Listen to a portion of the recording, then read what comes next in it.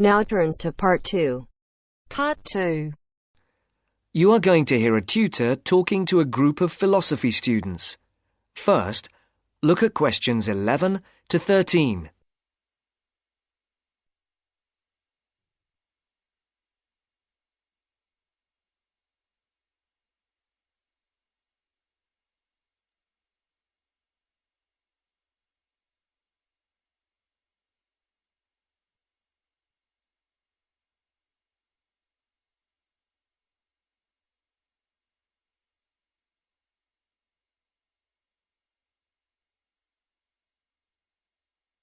For these questions, complete the blank spaces in the table as you listen to the first part of the talk.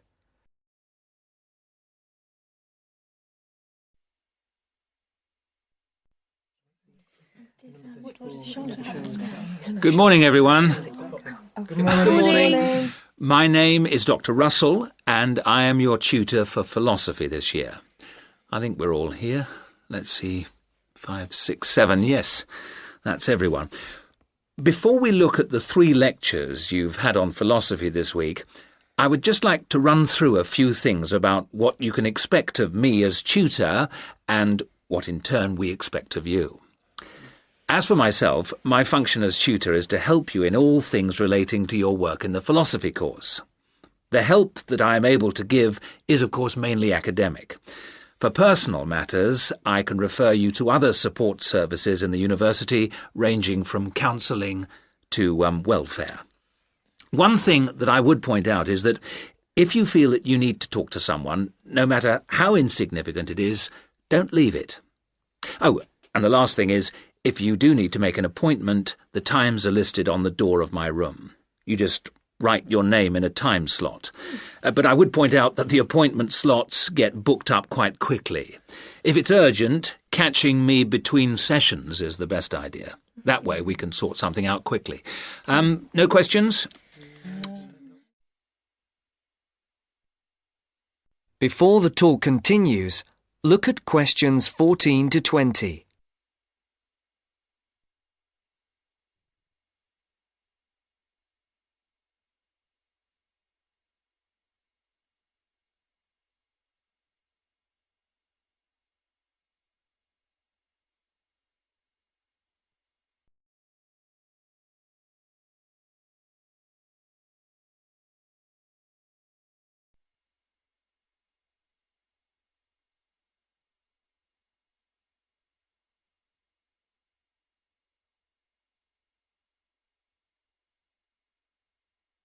As you listen to the second part of the talk, answer the questions.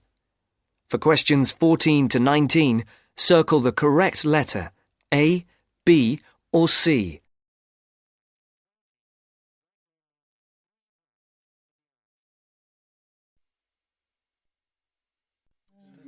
OK. As regards you as students, the tutorials are voluntary. You're not obliged to attend, but you are encouraged to do so. Last year, for the first time, a register was kept of students attending lectures, and this year tutors are being asked to keep a register of tutorial attendance. This is not a formal register, and not all tutors will be doing it, but in the philosophy department, all of us have chosen to keep registers. Another point that's being emphasised this year is punctuality. When we did exit questionnaires, we found that people arriving late for tutorials and lectures was the single most annoying thing for the majority of students. I would therefore ask you to try to be on time for the tutorials, and for all your other classes for that matter. As regards the tutorials themselves, we will have a review of the philosophy lectures of the week before, with the discussion being led by one of you each week. There is, of course, some planning involved, but you should rely primarily on the notes you made at the lectures. This will not take up the whole of the 90 minutes allocated to the tutorial. For the rest of the time, we will look at a particular philosopher, period, or concept for which you will be expected to do some preparation each week. This will range from reading about a particular individual or concept to preparing a brief outline on a subject of your choice. How much you put into this depends on you, but we're not expecting in-depth analysis at this stage. Are there any questions so far? I'd just like to ask whether the work we do in the tutorials counts towards our continuous assessment, and if so, how much? I was just coming on to that point. All the work you do in the way of essays and project work that is graded counts towards your continuous assessment grades. The mini presentations and lecture discussions will not be graded, but obviously, as time goes on, these activities will, I hope, have an impact on your work and hence your scores. Does that answer your question? Basically, yes. But what about...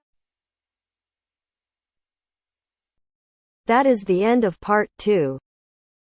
You now have half a minute to check your answers.